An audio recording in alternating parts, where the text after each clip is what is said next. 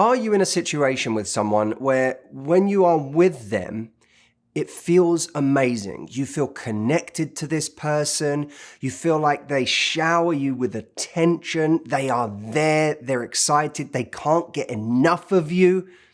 And then when you're apart, you feel like you don't exist. You don't get their attention. They barely communicate with you. It gets very, very cold.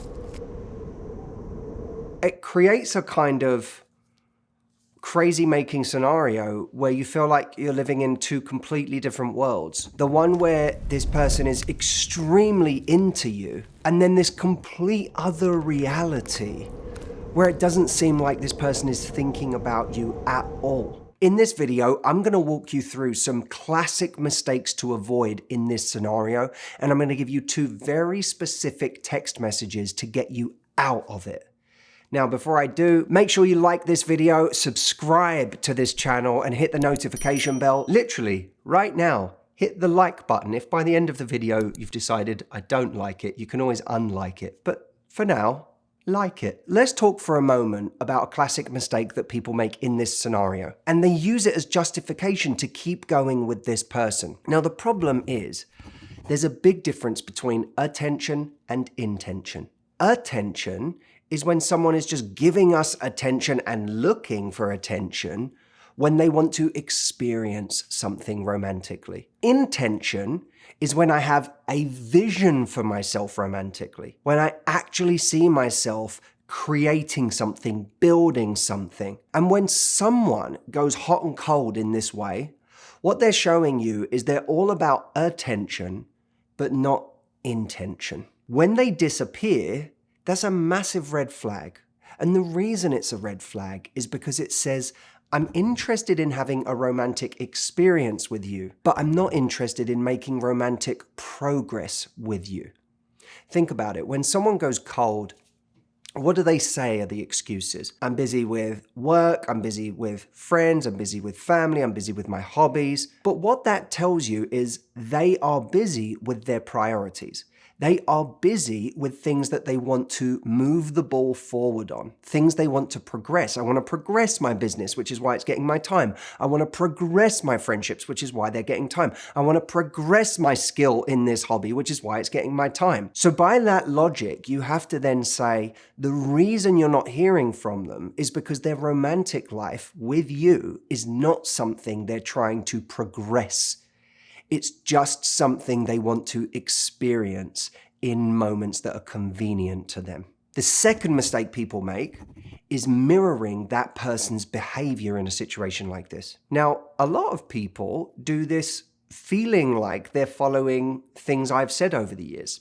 So, for example, many people have heard me, if you've followed me for a long time, you know that I've said many times, invest in who invests in you. Don't invest in someone based on how much you like them. Invest in someone based on how much they invest in you. So then what happens is someone says, well, he was great when we were together, but now he's gone cold, so I'm going to stop investing because he's not investing in me. So they mirror that behavior and they go cold too. The problem is, it actually ends up giving that person exactly what they might want, especially if they're a player type, if they're an avoidant, then they get exactly what they want in that scenario. Oh, wow, I can call them up when I want to see them, have an amazing time, have all that passion because you reward that investment, right? Oh, he wants to see me now. Reward that investment by seeing him. But when I'm not with her, she doesn't bother me.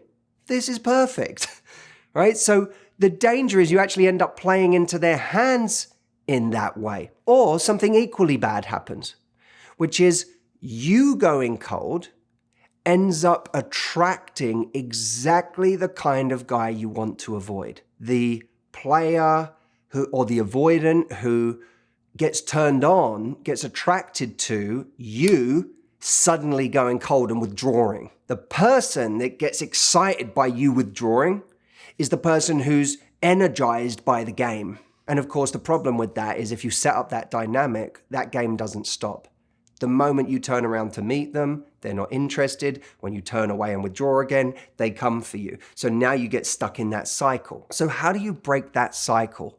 How do you apply what I've always said, which is invest in who invests in you, within the context of the situation of the person who's going hot and cold? We have to be willing to withdraw our attention, but with direct communication about what we don't like in their behavior. So what we're doing is taking the opportunity not just to withdraw, but to educate them on why we're withdrawing. Now, it doesn't make sense to do this if someone isn't reaching out to you for a date, right? Because there's nothing to withdraw from.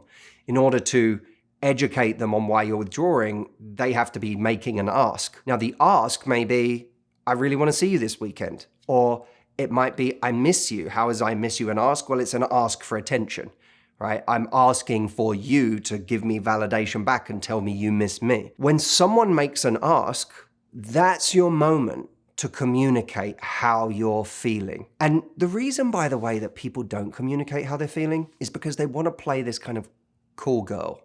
Or in a man's case, cool guy. The danger of playing cool girl is that it attracts the wrong guys. It also doesn't model the kind of behavior that would reveal the right guys. It doesn't give the right guys something to see and go, oh, this is exactly what I've been looking for. This is exactly the vulnerability and the integrity and the character that I've been looking for. You become invisible to the kinds of people who want the relationship that deep down you crave. So here's what we're going to do. This person, after a week or 2 weeks of being cold and distant, suddenly pops up again and sends you a message. They may say, I've been thinking about you. I would love to see you. Here's what you send back. If I'm being honest, I'm a little surprised you want us to go on another date. I haven't felt like we've been that close recently, as I've not heard from you very much. I guess I just assumed we weren't in the same place as each other. What I like about this text is that you're not expressing all of this upset and all of this sadness about where it's gotten to. There's something a bit matter of fact about it. Like, I'm surprised to hear from you because I haven't felt that close to you. It's almost past tense already. You know, I guess I just assumed we weren't in the same place. There's a matter of factness about that. It's not I've been sitting here ruminating over the fact that we're not in the same place. It's just based on your actions, I already put you into a not that important category. Now, we can quite easily figure out what someone might send in response to that. The instinct is to be a little defensive and to say, oh, I'm sorry, I've been really busy recently. I have a lot going on right now. You know, it's been a really busy time. Let's say he throws out some excuses like that. Now is your opportunity to educate him on what your standards are. I totally get it. I have a lot going on too, so I know what it's like. But something I really value is consistency. You and I have such a good time together, but I don't feel like we're very connected when we're apart. Here's why this works. Firstly, it's showing empathy and understanding, right? You're applying a compassionate lens to the fact that he has a lot going on. But you're also saying, I get it because I'm also busy. It's not like I have nothing going on and you have loads going on and that's why I don't feel like there's enough communication.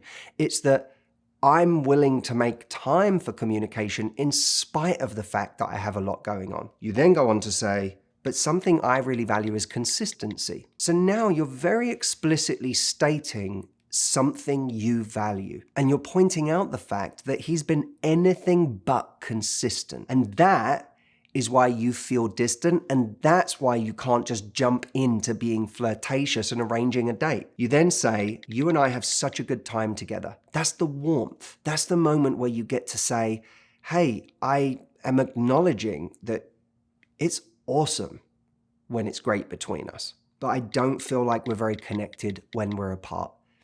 And I use the word I don't feel like we're very connected there, because you're not pointing the finger. You're saying, I just don't feel like we're very connected when we're apart. So there's still a we in this. You're inviting him to step up and be better, but you're not doing it in a way where you're pointing fingers. I'll say this at this juncture.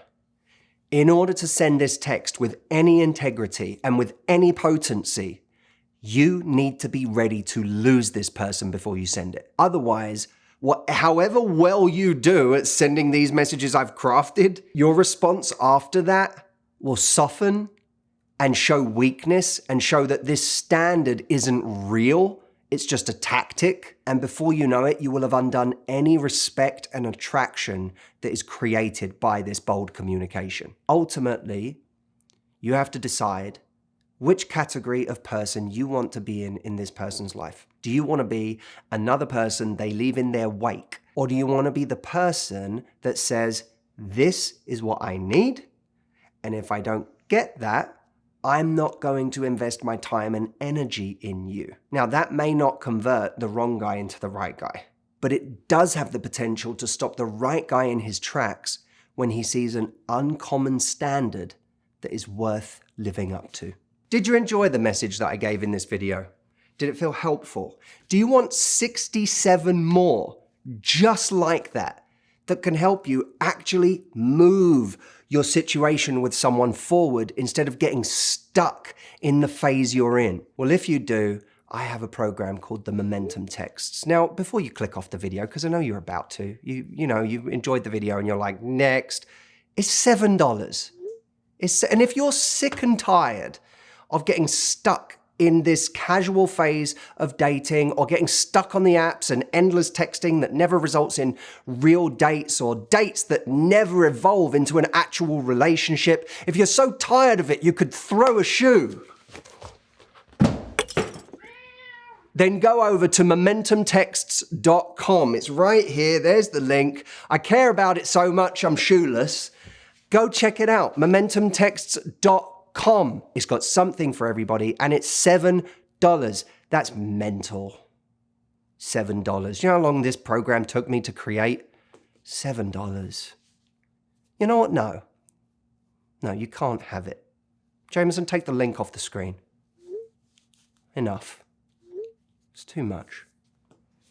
I tell you what, if I find out a single one of these people has gone to momentumtext.com, I'll throw a shirt at you.